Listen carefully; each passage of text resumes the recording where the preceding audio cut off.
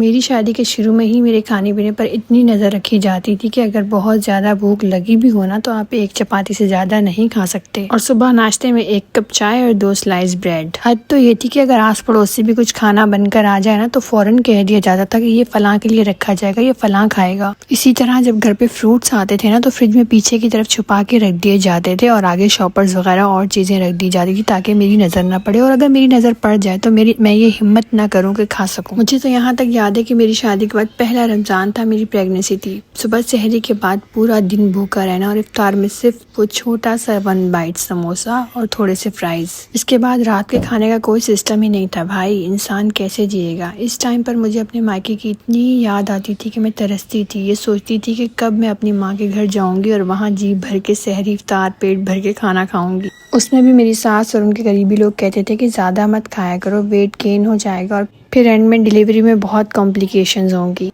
शादी के शुरू में ही मेरे हस्बैंड ने कह दिया था कि हम बाहर नहीं जाएंगे, अगर हम जाएंगे बाहर तो फैमिली के साथ ही जाया करेंगे, इसलिए हम बाहर तो जाते ही नहीं थे खाने पे। अगर अकेले कभी कभार डॉक्टर के विजिट के लिए या अम्मी की तरफ निकल जाऊं तो हम बाहर खा नहीं सकते थे, क्योंकि घर पे आते ही सबसे पहला सवाल होता था तुम लोग कुछ खा कर तो नहीं आए। और अगर कभी बाहर गलती से कुछ खा लेते थे तो फिर हम आके बताते नहीं थे कि कुछ खाया है बाहर।